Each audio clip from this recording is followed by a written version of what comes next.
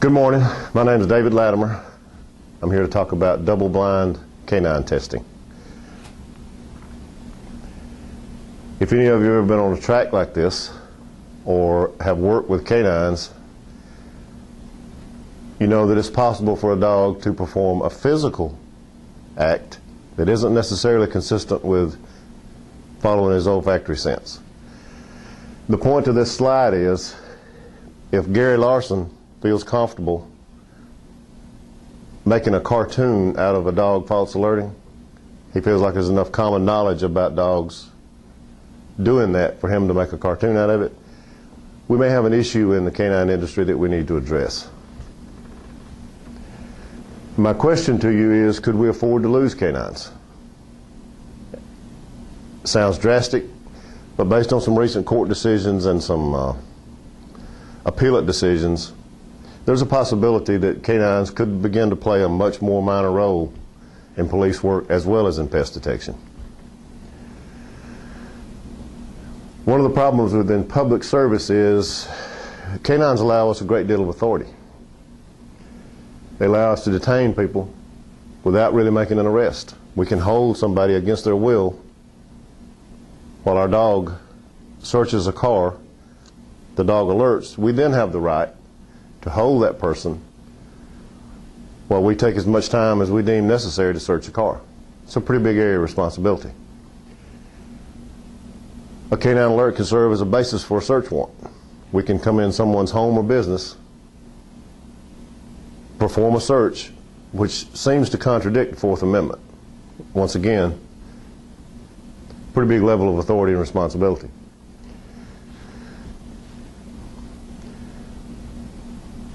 We have had some abuse of this authority, and of course this makes us targets. ACLU, defense experts, defense attorneys, they use ammunition of false alerts. Now, false alerts is a bad term. Nobody likes to use it. But the fact is, what we have to realize is we have a biological detection system here. There are fallibilities built into it. But you also have to say that there is no such thing as a perfect detection system. Electronic, mechanical, whatever, nothing's perfect. And neither are canines.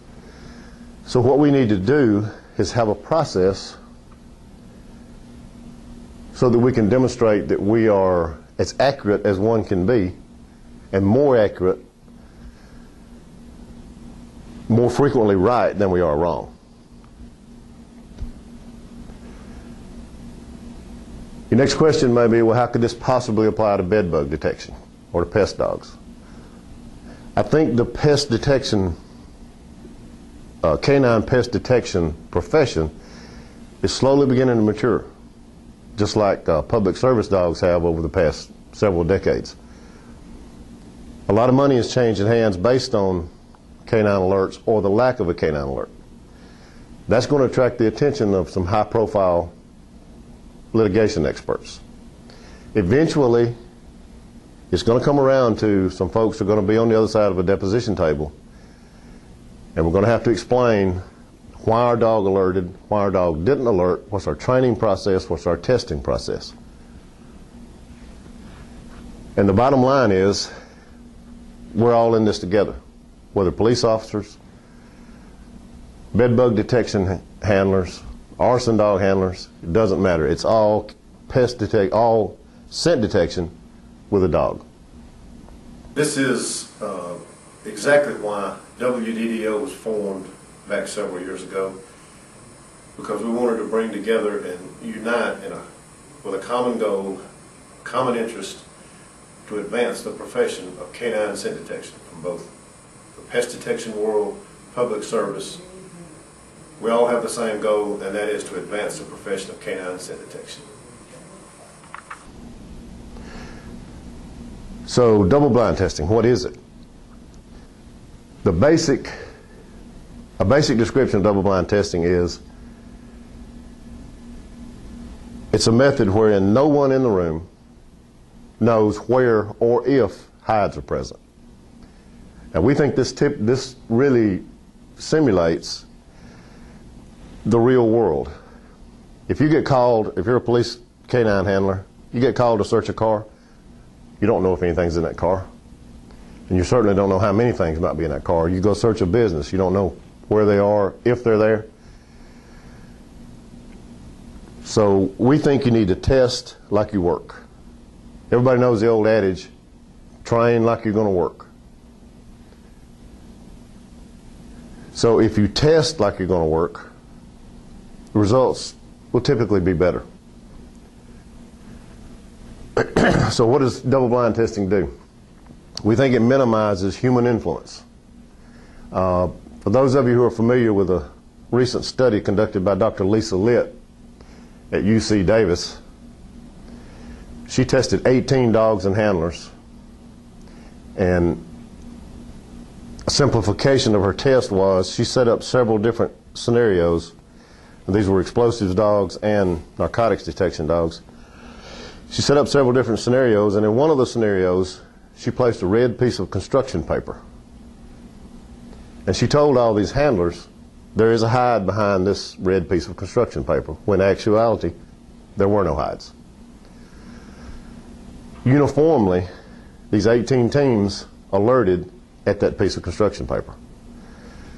Now, there's of course things we can discuss about the number of teams that she tested is not enough to represent a statistical average, and I'll grant that. But 18 teams performing false alerts simply because a piece of red paper is hanging on a cabinet indicates a little bit of an issue. Obviously, there's some human influence. A piece of construction paper would be meaningless to a dog. So the human handler had to have applied some type of pressure, some type of influence on the dog in order to get them to alert at the place that was flagged. Now she also had searches set up wherein hides were placed, and the dogs for the most part were successful. Pretty good find rate. But that's the way most certification tests are structured now. You walk into a search scenario, your instructions are, there are 3 hides, you must find all 3. We believe you should remove that. You don't need to know how many hides. You also don't need to know if hides are even present. If you can't use your dog to reliably search an area such as this room and make the statement, nothing is there, then there's some kind of issues that you need to address. Your dog needs to be able to find it if it's there, also rule out its presence if it's not there. This form of testing has been used by the scientific community for decades. It is a well-established process by which new methods of detection, new instruments are tested. The medical field has used it for a long, long time, where they incorporate placebos into the real medication. Nobody knows which they're getting. The effects tend to be more realistic. But more importantly for us as a profession is courts tend to view double-blind testing as a valid method of evaluating the performance of a detection instrument. And by the way, I think dogs should be considered, dog teams should be considered a valid detection instrument. If we accept that premise, then we can move forward to establishing a reasonable error rate. Also, double-blind testing can identify needs in your training program. If your dog is performing, if you search a blank area, your dog false alerts a couple of times, obviously one of a couple of things have happened. Either the handler is exerting undue influence over the dog, or the dog has become imprinted on some extraneous odor. And you can kind of help figure that out if you do double-blind. Now, the other thing that people raise objections to double-blind testing about is, well, if the testing official is trying to judge whether or not my dog is working, he needs to know where the hides are in order to figure out whether or not my dog is really doing what it needs to be doing, searching. Well, if your dog is searching, that kind of judgment call, that kind of subjective interpretation of a dog's search behavior is really unnecessary. If you can demonstrate the fact that you can walk into a blank room, search a blank car, and not alert, you don't really need a judgment call. You don't really need a subjective interpretation of search behavior. And under double-blind testing, the way you pass or fail is you find the target odor or you don't find the target odor. It really gets the whole testing process back to a much more objective perspective. Another frequent objection we hear to double-blind testing is, well, I don't know when to reward my dog. Well, how do you know when to reward your dog when you're on the street? If the guys already knew dope was in the car, what they call you for? So you use the same kind of criteria to reward your dog in a double-blind test that you use when you get a call out on the street. The basis for the objection is, well, if I reward my dog on a false alert, it's going to raise a training issue. He's going to start false alerting. Well, if your dog's training is so fragile that one alert, you reward that dog on one alert, and from there on out he's false alerting, you may have an issue that you need to go back to your trainer and discuss. Dog's training should be much more solid than that. We talked a little bit about this, and I've never been a fan of these judgmental calls about, well, your dog was, quote, in odor. Anybody ever heard that phrase, in odor? That's kind of like the checks in the mail thing. Your dog's in odor, he should be working towards source and should be performing an alert. So those kind of judgment calls really don't have a place in testing a valid scientific instrument. The two important things that should be demonstrated with any certification test are the team's ability to locate and pinpoint the source of a target odor. And the other is the ability to reliably search an area that does not contain the target odor and say that the odor is not in this room. Those are they sound simple, but those are the two big things that we all should be striving for. There's just not enough luck for a team to get through a double-blind test that's structured properly unless they are working properly. Given that you never know how many hides there are going to be, or never know whether you may search an entire scenario with no hides present, the chances are just minuscule that you could bluff your way through it, so to speak.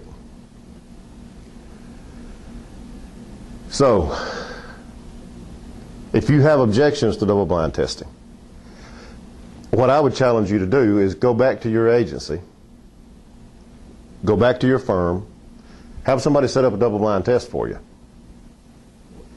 You go in, search the area, you come back out of the area and say, there were 3 hides, 1 there and there. This will help you identify any kind of issues you may have in your program. And everybody, of course, wants to do a good job. I mean, that's, if you're in this business, you want to be good at it. So try to use double-blind testing and try to think about the long-term ramifications of it. How if you're ever called to testify, you can say, for example, Your Honor, we do scenarios wherein we have no idea what's there or if it's there. You'll find that if you do have a day in court, which is not frequent, I'll grant that it's not frequent, but it only takes one to make a very unpleasant experience if you're not prepared for it. If you do double-blind testing and training, you'll be prepared. Thank you.